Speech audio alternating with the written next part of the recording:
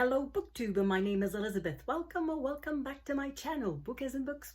It's been a while since I filmed a video about a couple of weeks. It's not, it tends to be usual for me recently. The last video I filmed, I was in Australia. Now I'm back in my home in Canada and it's depressing. The weather is rather depressing.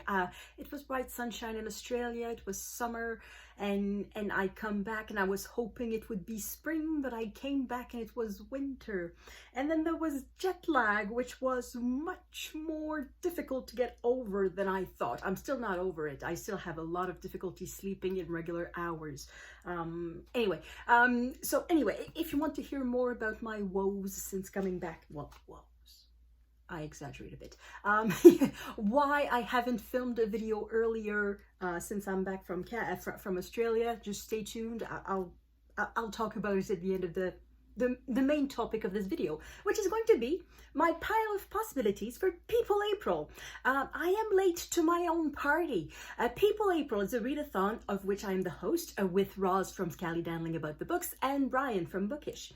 And we invite you to read non-fiction about people. So biographies, autobiographies, diaries, collection of letters, and things like that. The idea is that non-fiction is a very rich field of books that is somewhat neglected on BookTube, and by offering a readathon that is very wide-ranging, you can read about any topic you want. It is making non-fiction a bit more appealing, and perhaps you will be tempted to add more non-fiction in the rest of your reading year. So that's the reason behind the readathon, and that is my pile of possibilities for that readathon. I say pile of possibilities because I have tons of memoirs and biographies, mainly. I also have a few collection of letters, and I don't think I have a diary. And I have tons of those on my bookshelves. And I just picked a little selection out of it that are more likely to be read this year than some other books. However, there are some books that I really want to read. They are appealing to me and I don't have them with me right now. Explanations later. For our readathon, we have a group read. So that one is a big priority for me. It is Raising Hare by Chloe Daulton. So we offered you 5 books for which you could vote for, and you voted for this book.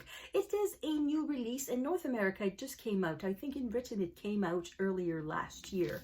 But in North America it just came out. And I just started it this morning. So I am filming this on Saturday, April 5. So I just started it this morning. I have one chapter read and I think it's a good choice so far.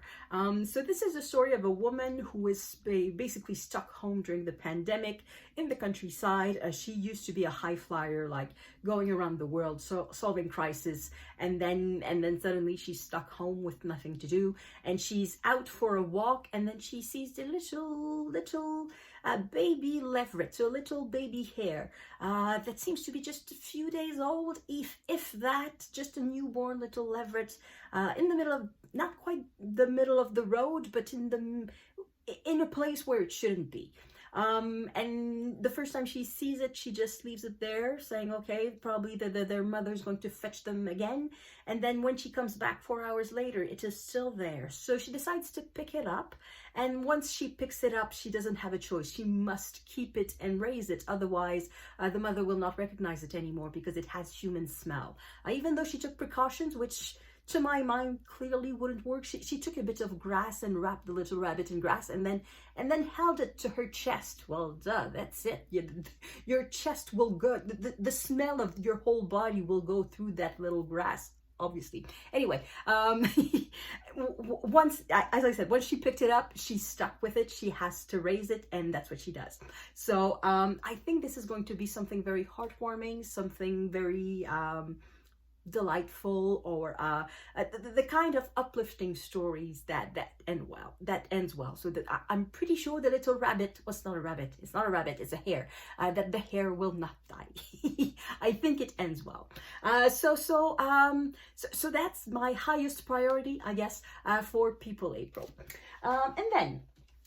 And then another very high priority, it's because I have just a few pages left. I have about 100 pages left to read in this wonderful book, which is A Life of Passion, Nicholas and Alexandra, Their Own Story. And it is edited by Henri, Mylunas and Sergei Mironenko. So what they did is that they took the letters that Alexandra and Nicholas wrote to one another, and as well as the diaries their diaries and the diaries and letters of people around them. So the Tsar's cousins, the Tsar's sister, also letters they received from foreign sovereigns like King George V, or Emperor William II of Germany. They happened to be cousin with them. The mother of Tsar Nicholas II and the mother of King George V were sisters. So that all that royalty was related, and they wrote to one another. And of course, the reign of Tsar Nicholas II was very eventful, with revolutions and wars. So it is absolutely fascinating to see the history from inside. So I absolutely love this book. It's a contender for best book of the year.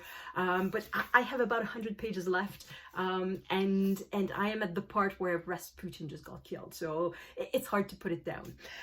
So I'm going to talk about, I'm pretty sure I'm going to make a video just about this book because I have so much to say. And then again, I don't know if I have a lot to say about the book, if I have a lot to say about Tsar Nicholas II and his wife and Rasputin and the entire situation there. But anyway, it's an awesome, awesome book.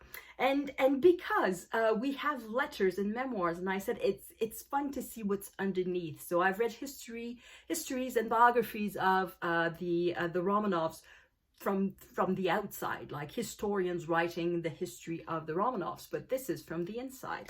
And that brings me to the prompts for People April, because we do have a couple of prompts. So the first prompt is a quotation by George Meredith, and he said that memoirs are the backstairs of history. So yes, in there I see the backstairs of history, and also I would probably see the backstairs of history in this book, which is the memoirs of Mme Campan, who was the first chambermaid of Queen Marie-Antoinette of France. So that's the one who got guillotined, in case you forgot. So this is the memoir of this woman. She wrote it somewhat later, I believe, like in 1815 or 1820, so a number of years later. And this woman was not a noble woman, so she was not part of the aristocracy. However, she lived with them day to day because she was a chambermaid.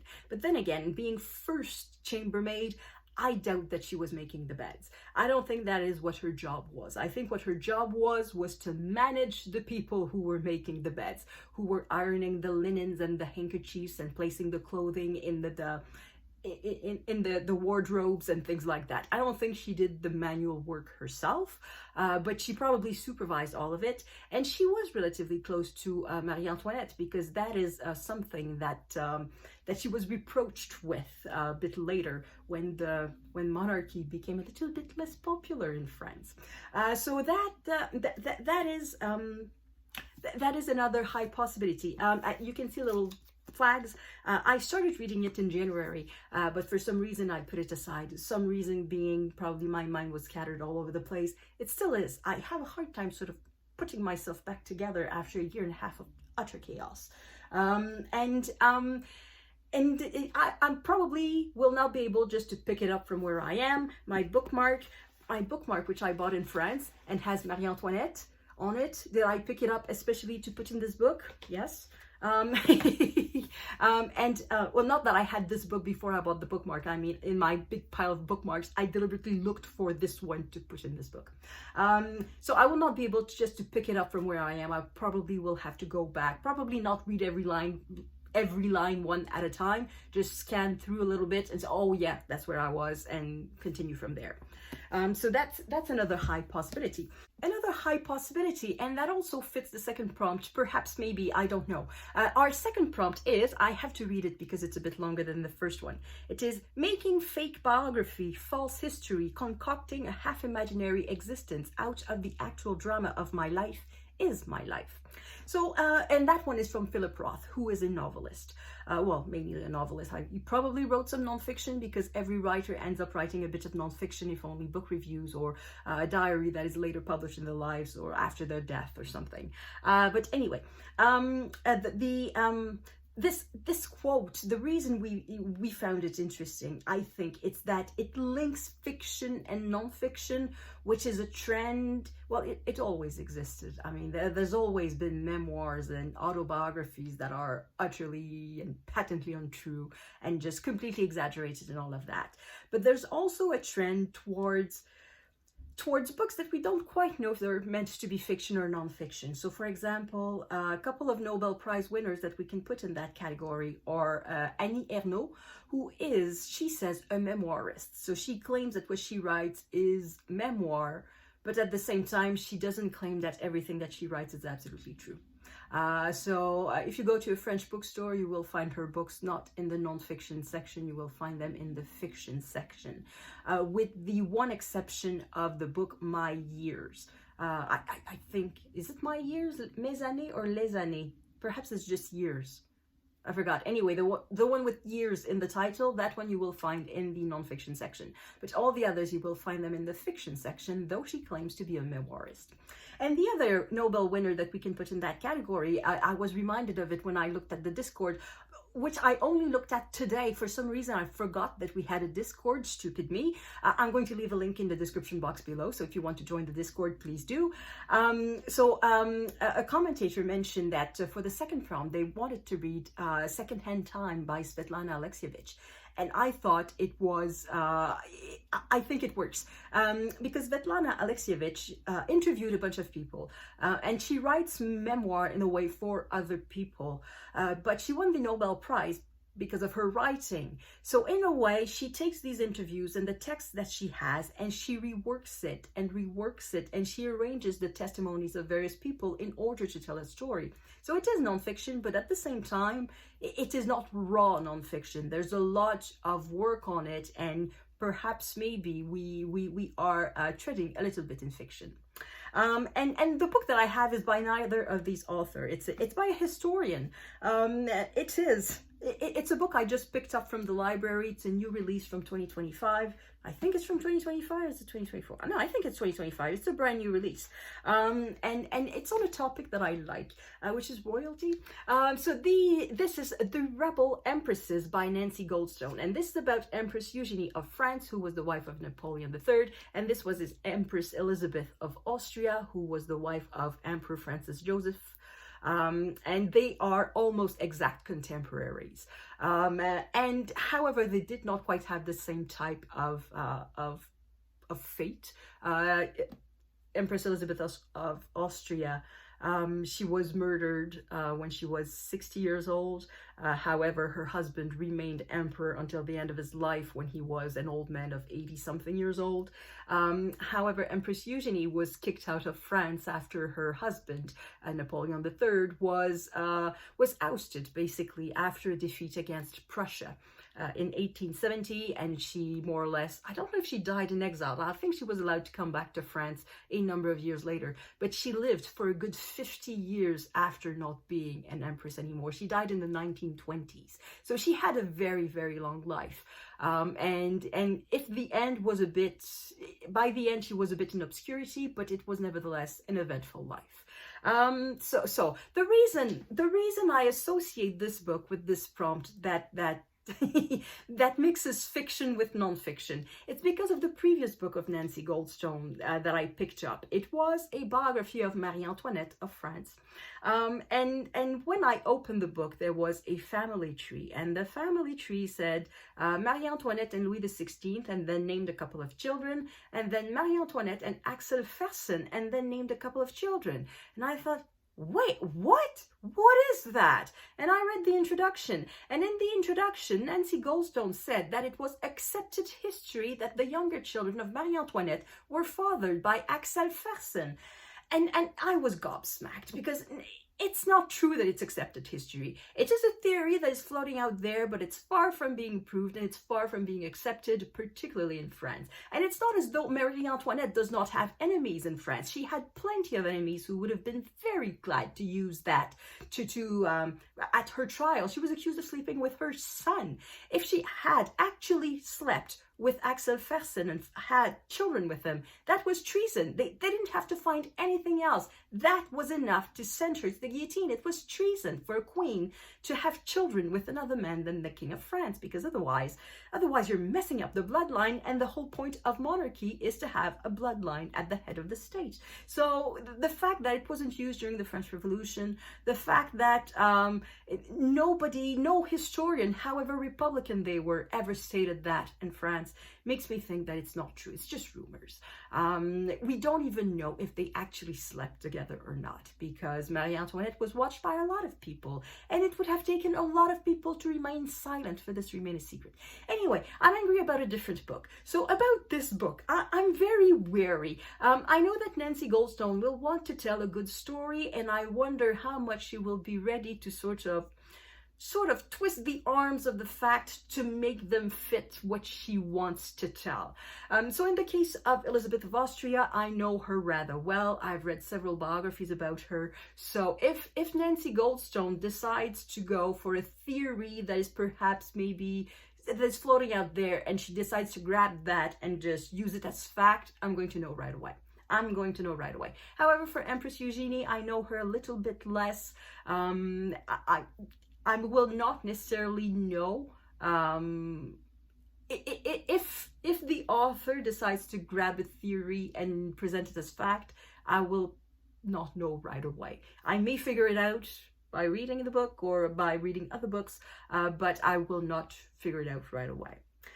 So that's why I'm associating this book with the second drop. It's probably very unfair. It's probably unfair. Nancy Goldstone is a serious historian, so if you look at the bibliography, there's a whole bunch of books out there, and there's a good index, and yeah, I'm probably unfair. But anyway, I'm allowed to be unfair. I'm allowed to be unfair. And then other books, because I have this book about Empress Eugenie. Well, guess what? I have a book about her husband. This is Napoleon III and his Carnival Empire by John Bierman. And this book I picked up from my father's bookshelves. Well, in fact, I did not pick it up from the bookshelves, because when I emptied the bookshelves, I thought, oh no, I'm not going to read that. And I just put it in a box. And the box, I brought back the box to Ottawa to give it to charity, because I brought back the books that were in English, because my father figured that more people would be interested in books written in English in Ottawa than in the South Shore of Montreal. So I brought the box of English books back. The box of English books back, yes.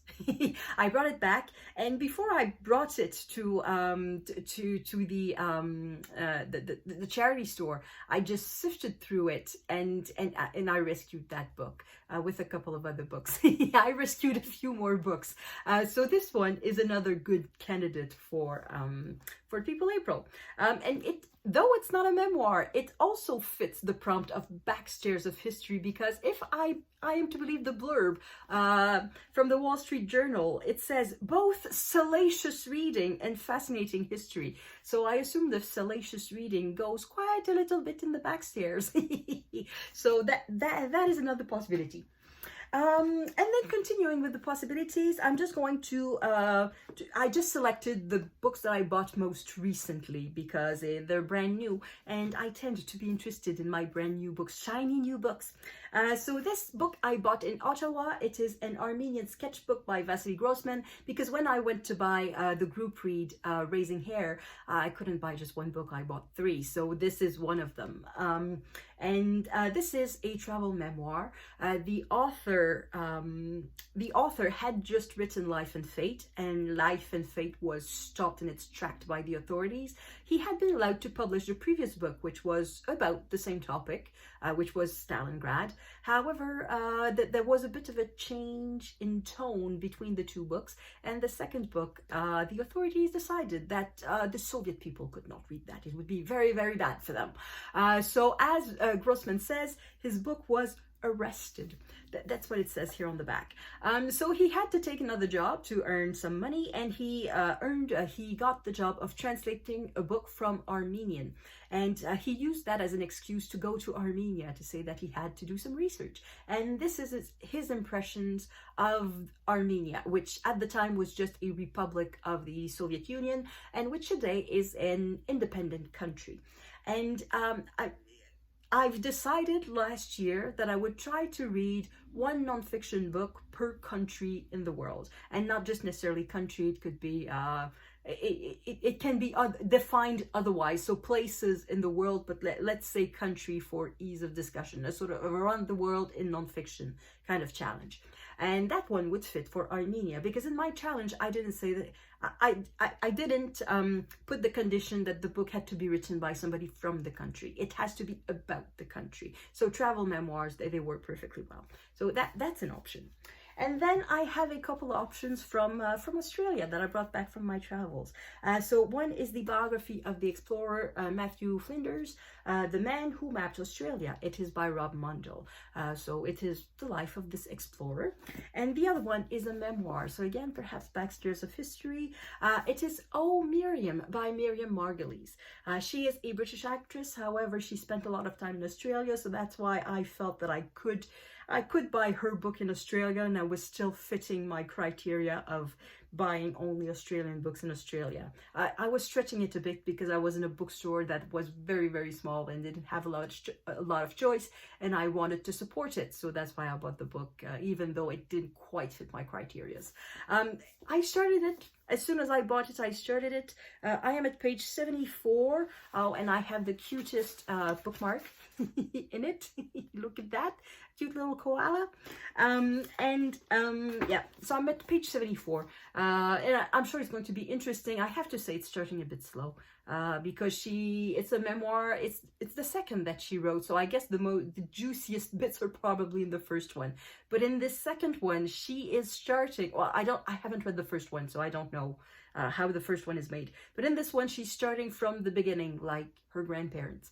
And I'm not entirely sure this is what I wanted to read, because she is so funny and so sincere whenever she goes on interviews and she tells anecdotes. And basically, I think I wanted just a series of anecdotes, and she is trying to provide something more substantial. So I'm disappointed that this book is more substantial than I thought. Anyway, it's just 75 pages. I still have a lot to read, so I may change my opinion. And then other books that I don't have with me because they are in boxes, and I'm just going to show you the picture of the state of my bookshelves right now. And a couple of books that are in there and that I would like to read and or reread. One of them fits perfectly our second prompt of mixing facts with fiction, and it is Papillon by Henri Charrière.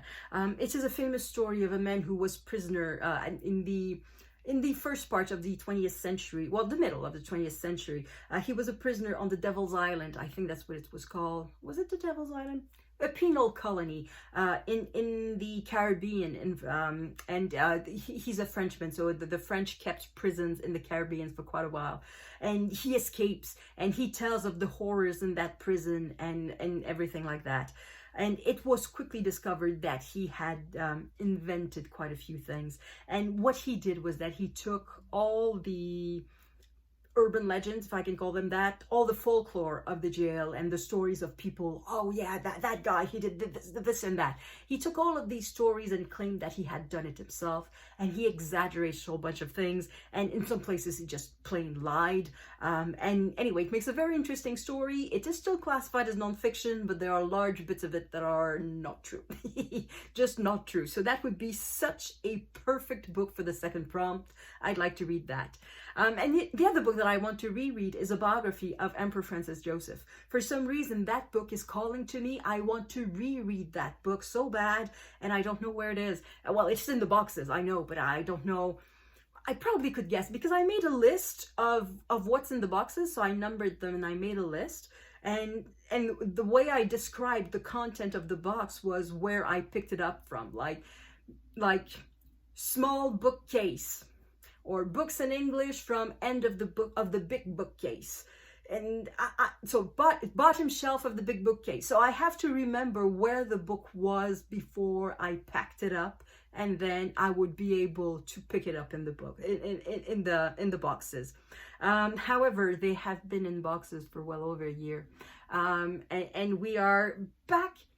We are back to what I was talking about at the beginning. So this is the life update portion of the video. So if you're not interested, thank you for watching.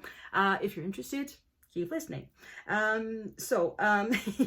What happened was that, I've said it multiple times, a year and a half ago, I woke up with water all over the ground of my apartment and I had to do renovations. And I did the renovations like a few months later because I booked a contractor like a couple of weeks after it happened, but the contractor could come only a couple of months after. So the flood happened in September and the work began late January of 2024.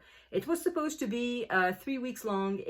No, it's not true. It was supposed to be 6 weeks long, and it ended up being 3 months long. So it ended in April. And in the meantime, my mother broke an arm, and then I went to spend a couple of weeks that I spent at my parents' place, and then I came back, and then I did a lot of back and forth to help my mother with her broken arm, but also to help my parents pack, because during that time they received a phone call to say that the apartment that they wanted to have in a not necessarily the apartment they wanted, but an apartment in the building where they wanted to move was available.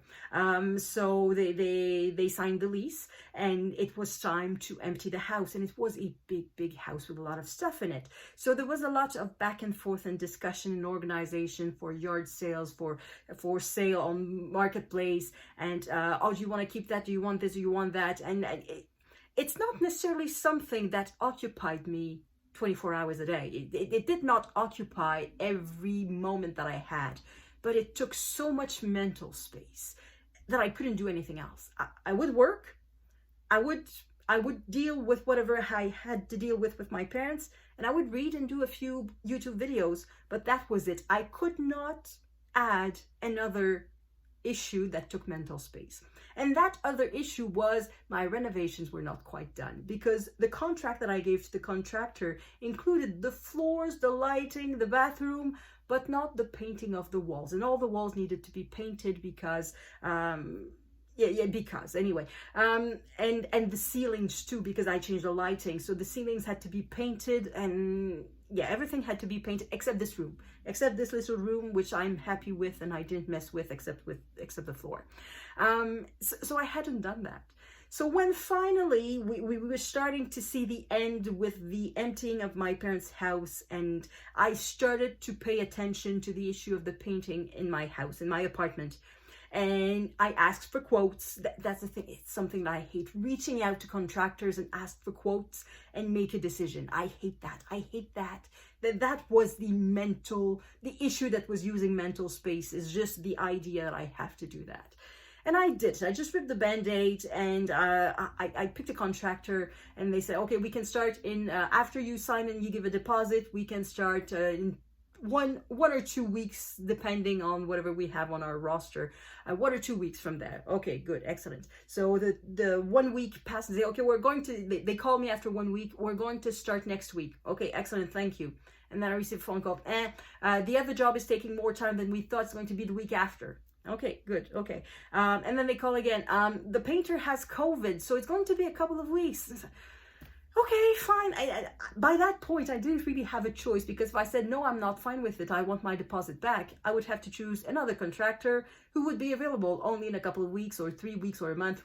It wouldn't be any faster. So I said, okay, fine. And they finally came, and they finally made the painting, and I'm very satisfied with it and all of that. It's just that it ended at the end of February, and by then I had a plane ticket to go to Australia. So that's what I did. But all of my renovations, the one thing that I wanted once it was done, I want a wall of bookcases, because I see all these booktubers with a wall of bookcases, and I'm thinking, well, I'm at this point in my life where I deserve a wall of bookcases. And I don't have anyone else to consult on how to decorate the place where I live. I live alone, so if I want a wall of bookcases, I put a wall of bookcases. And I'm just going to take the easy way out. I'm just going to use IKEA bookcases. And so after I came back from Australia, I had not quite a week to overcome the jet lag and finish whatever needed finishing in my apartment. So the day after I came back from Australia, so I came back at like 4 o'clock, 5 o'clock on a Tuesday. On the Wednesday, I was at IKEA to buy the bookcases. And they didn't have the bookcases that I wanted.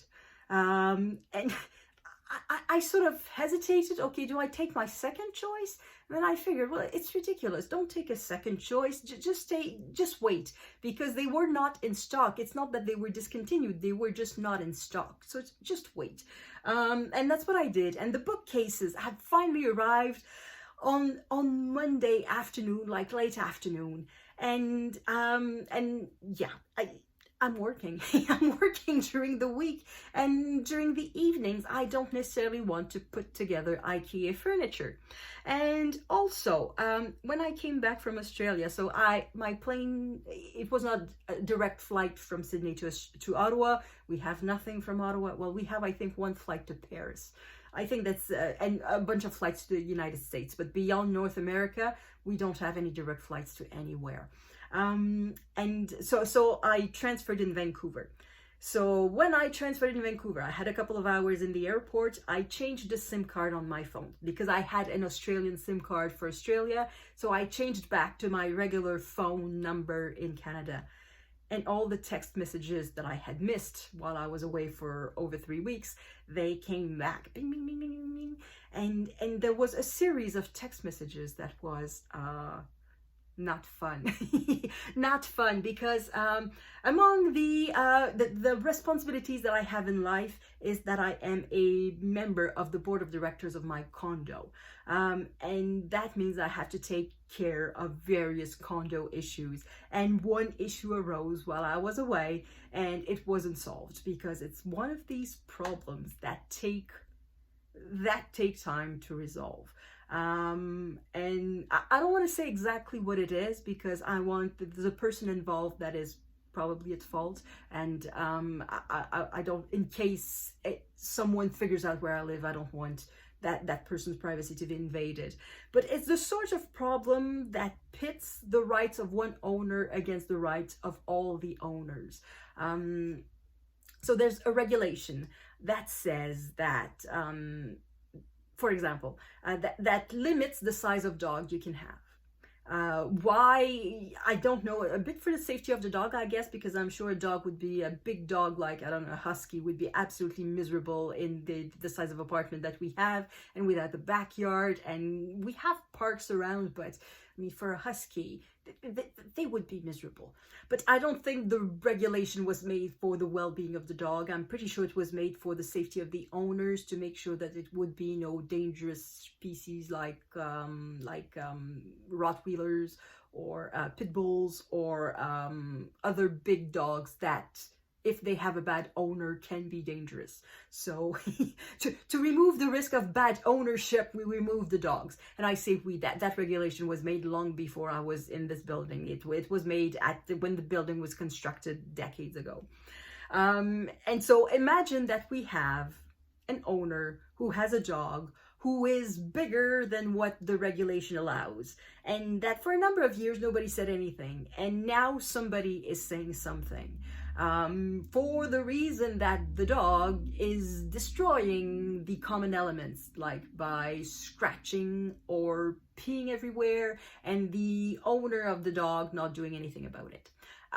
So as the condo board, we have the responsibility to ensure the safety of the owners. So if the dog is becoming dangerous, or if that's the thing, it's not so much if the dog becomes dangerous, if just one other owner thinks the dog is dangerous, or not even that, they don't even have to think that, they just have to say the dog is against regulation. And also the damage to the building, because if there's a unit for sale and some people are coming to visit and it smells of dog urine, the value of the unit will go down, and we are not protecting the interests of the owners if we don't do anything about it. So imagine you have a situation like that. It takes mental space, because there's more than one person on the board, but for various reasons, I was the one who made the research about what can we do about it, what are our rights, what are the owner's rights, What are the measures that we can take on our own? Which ones have to be backed up by a lawyer? And how far does it go? What type of warning do we have to have? And all of that. And once the research was done, we had to talk to the person, because that's the first step. Talk to the person, say, hey, we have a problem. And no, it's not true. We didn't say, hey, we have a problem. You say, hey, here are the facts. Do you agree it's a problem?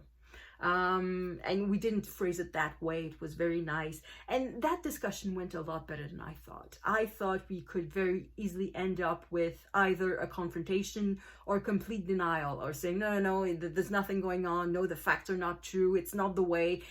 It could have been a lot worse. But that conversation happened, and however, it's not the end of it. There are going to be other steps and other steps. So that's why my last few days of holidays were not the ones that I had hoped for. I have enormous difficulty overcoming jet lag. If it was just me, I would sleep from about 4 a.m. to noon. Unfortunately, there's a lot of work time during that. I have to be up at 6 a.m. So that doesn't leave me with a lot of sleep. I managed to go to sleep at 1 a.m., 2 a.m., and I wake up at 6. And I don't want to nap in the day because I know I will not sleep at night.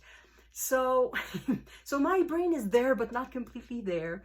They were very nice at work. They did not plague me with emergencies as soon as I was back, because I think they figured out that my brain was only half back. It was not completely back and was not to be completely trusted with something urgent, because I'm not all, particularly in the morning.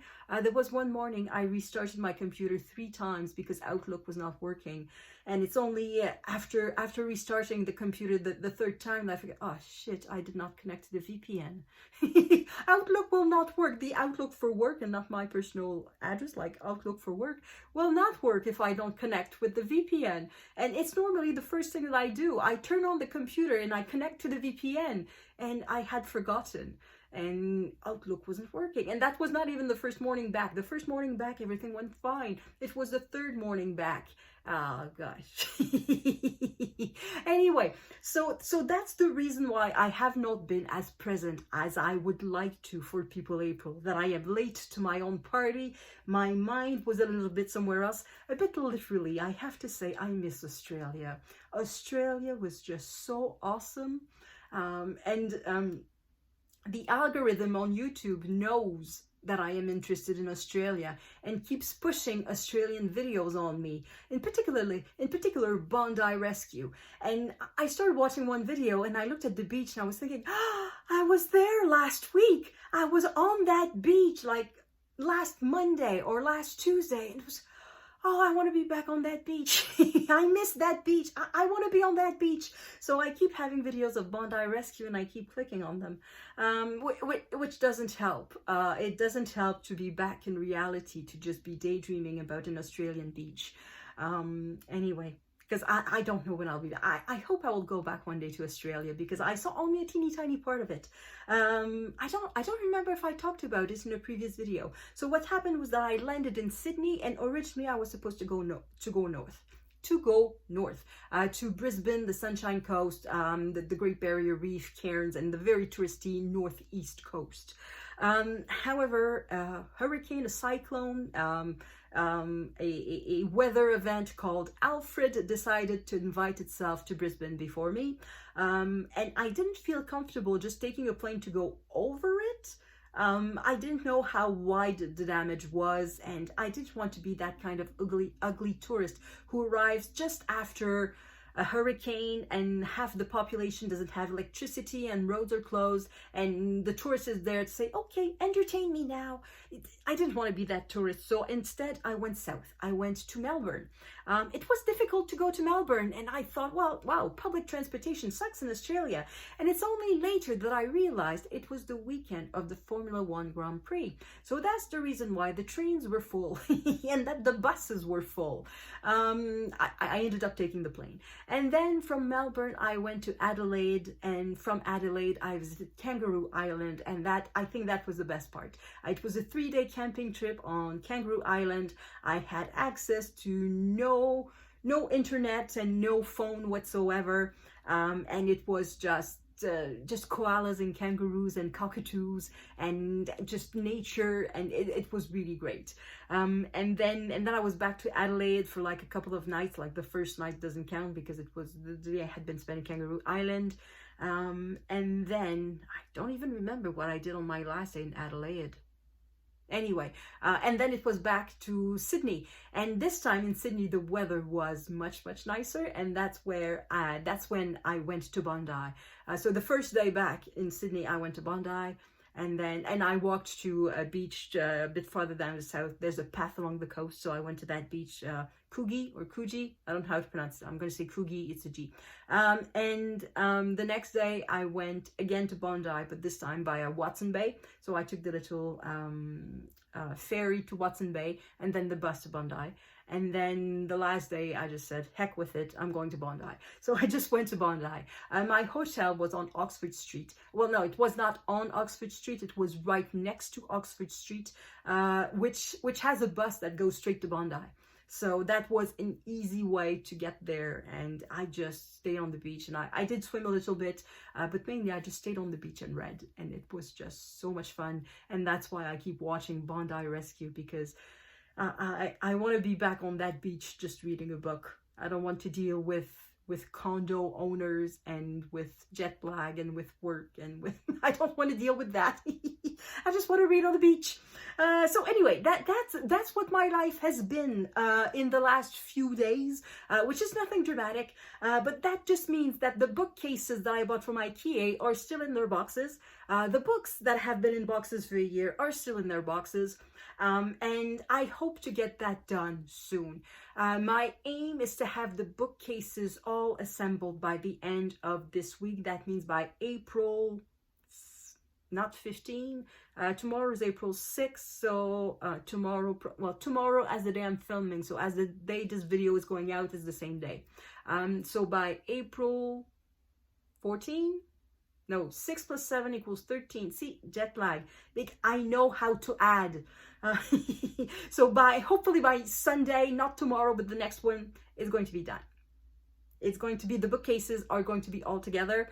And after that, well, emptying the boxes of books, that's going to be fast. That's going to be really fast. And I'm going to try to film a little bit of it. I saw Greg from Another Bibliophile read, putting together an IKEA bookcase, a Billy bookcase. In my case, they're not Billy, they're Hemnes. But I don't know if I'm going to make that type of video, just because I'm not very efficient when I am assembling a furniture from IKEA. What took Greg 22 minutes would probably take me 2 hours. So I'm not going to film that bit, but I may film the unpacking of the books, because it's going to be a bit of a bookshelf tour at the same time. Perhaps, I don't know. So I'm not promising anything, but it's an idea that I have. So anyway, I've talked long enough. It's been 42 minutes, so it's enough. Thank you everyone for watching, in particular if you made it all the way to this point, and I will see you in the next video. À la prochaine!